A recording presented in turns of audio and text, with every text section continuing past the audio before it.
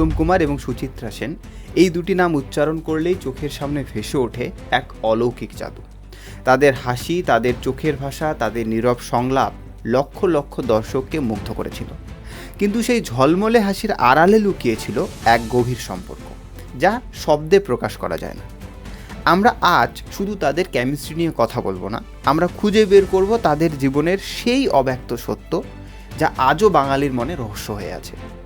এই যাত্রায় আমরা উন্মোচন করব কেন উত্তম সুচিত্রার জুটি শুধুমাত্র একটি পেশাদার সম্পর্কের চেয়ে অনেক বেশি কিছু ছিল। 1950 থেকে 1970-এর দশক বাংলা সিনেমার স্বর্ণযুগ। এই সময়েই জন্ম হয় এক অভূতপূর্ব জুটির, উত্তম কুমার আর সুচিত্রা সেন। একসাথে তারা কাজ করেছেন 30টিরও বেশি ছবিতে। প্রতিটি ছবিতে তাদের উপস্থিতি ছিল যেন বিদ্যুৎস্পৃষ্ট। দর্শকরা সিনেমা হলে ভিড় করতেন শুধুমাত্র তাদের দেখার জন্য। কিন্তু প্রশ্ন হলো, এটি কি শুধুই অভিনয় ছিল, নাকি পর্দার বাইরেও তাদের মধ্যে এমন কিছু ছিল যা কথায় প্রকাশ করা যায় না? মহানায়ক এবং মহানায়িকা, এই দুই উপাধি শুধুমাত্র তাদের অভিনয় দক্ষতার জন্য নয়, বরং তাদের পারস্পরিক সংযোগের জন্যও প্রাপ্য। সমাজ, পরিবার, নৈতিকতার বন্ধনে আবদ্ধ সেই যুগে তাদের সম্পর্ক ছিল এক অমীমাংসিত ধাঁধা। আজ আমরা সেই ধাঁধার সুতো ধরে এগোবো, জানার চেষ্টা করব কেমন ছিল তাদের অব্যক্ত বন্ধন।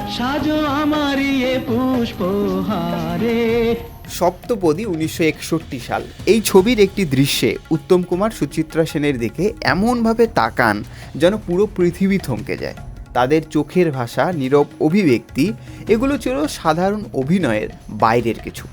চলচ্চিত্র সমালোচক তরুণ কুমার বসু একবার লিখেছিলেন, উত্তম আর সুচিত্রাকে একসাথে দেখলে মনে হয় না তারা অভিনয় করছেন, মনে হয় তারা জীবনযাপন করছেন।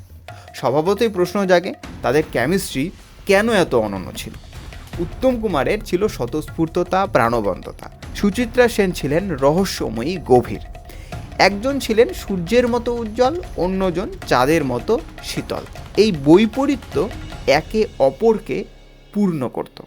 হারানো সুর 1957, তুমি যে আমার গানে তাদের মধ্যে যে রসায়ন ছিল তা কোনো পরিচালক দিয়ে তৈরি করা সম্ভব নয়। সেটা আসে অন্তর থেকে। দর্শকরা শুধু সিনেমা দেখতেন না, তারা একটা আবেগ অনুভব করতেন। মানুষ বিশ্বাস করতে চাইতো যে পর্দার বাইরেও তারা একসাথে আছেন। সিনেমা হল থেকে বেরিয়ে মানুষ আলোচনা করতেন, এরা নিশ্চয়ই একে অপরকে ভালোবাসে। কিন্তু সত্যিটা কী ছিল, এটা বোঝার জন্য আমাদের যেতে হবে পর্দার আড়ালে। তাহলে চলচ্চিত্র ইন্ডাস্ট্রির অভ্যন্তরীণ সূত্রগুলো কী বলে? পরিচালক অজয় কর একবার বলেছিলেন, উত্তম আর সুচিত্রার মধ্যে একটা নিবিড় বোঝাপড়া ছিল। শট নেওয়ার আগে তাদের একে অপরের দিকে তাকানোই যথেষ্ট ছিল। ডায়ালগ মুখস্থ করার প্রয়োজন পড়ত না। অভিনেতা বিকাশ রায় তার স্মৃতিচারণে লিখেছিলেন, শুটিং শেষে উত্তমদা সবার সাথে আড্ডা দিতেন, হাসি ঠাট্টা করতেন।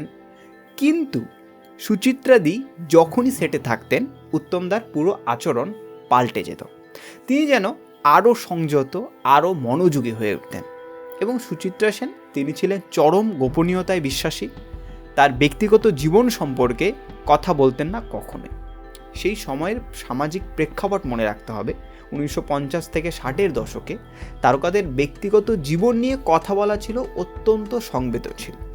উত্তম কুমার ছিলেন বিবাহিত, সুচিত্রা সেনও তার পরিবার নিয়ে থাকতেন। এই পরিস্থিতিতে তাদের পক্ষে প্রকাশ্যে কিছু বলা সম্ভব ছিল না। তবুও তাদের সম্পর্কের গভীরতা লুকানো যায়নি।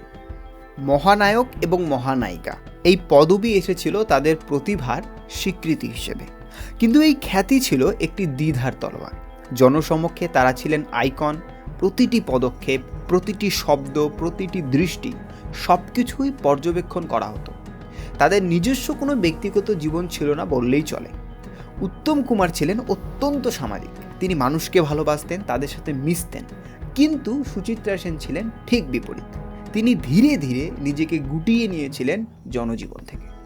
1978 সালে সিনেমা থেকে অবসর নেওয়ার পর সুচিত্রা সেন যেন সম্পূর্ণভাবে নিজেকে লোকচক্ষুর আড়ালে সরিয়ে নেন। এই সিদ্ধান্ত অনেকের কাছেই রহস্যজনক ছিল। অনেকে বলেন উত্তম কুমারের আকস্মিক মৃত্যু 1980 সালে সুচিত্রা সেনকে গভীরভাবে প্রভাবিত করেছিল। উত্তম কুমার এবং সুচিত্রা সেনের জুটি বাংলা সিনেমায় একটি মাপকাঠি স্থাপন করেছিল। তাদের পরে অনেক জুটি এসেছে, প্রসেনজিৎ, ঋতুপর্ণা, দেব কোয়েল, কিন্তু উত্তম সুচিত্রার জাদু কেউ ছুঁতে পারেনি। কেন? কারণ তাদের সম্পর্কটা ছিল পরতে পরতে জটিল, গভীর। এটা শুধু পর্দায় সীমাবদ্ধ ছিল না, এটা তাদের জীবনের অংশ হয়ে গিয়েছিল। আজও দশক পেরিয়ে যাওয়ার পরও মানুষ তাদের নিয়ে কথা বলে, সোশ্যাল মিডিয়ায়, আড্ডায়, চলচ্চিত্রে, আলোচনায় সর্বত্র প্রশ্ন ওঠে, আসলে কী ছিল তাদের মধ্যে। অসংখ্য বই লেখা হয়েছে, ডকুমেন্টারি তৈরি হয়েছে, গবেষণা হয়েছে, কিন্তু কেউ নিশ্চিতভাবে বলতে পারেনি তাদের সম্পর্ক রোমান্টিক ছিল নাকি শুধুই গভীর বন্ধুত্ব। এবং সম্ভবত এই রহস্যই তাদের চিরস্থায়ী করেছে। তাদের অব্যক্ত প্রেম একটি সাংস্কৃতিক প্রতীক হয়ে উঠেছে। এটা শেখায় যে ভালোবাসা সবসময় শব্দে প্রকাশ করতে হয় না, কখনো কখনো সবচেয়ে গভীর সম্পর্কগুলো থাকে নীরবতার মাঝে। সপ্তপদী, 7 পদক্ষেপ হিন্দু বিবাহের একটি পবিত্র আচার, যেখানে দুটি আত্মা একসাথে 7টি পদক্ষেপ নেয়।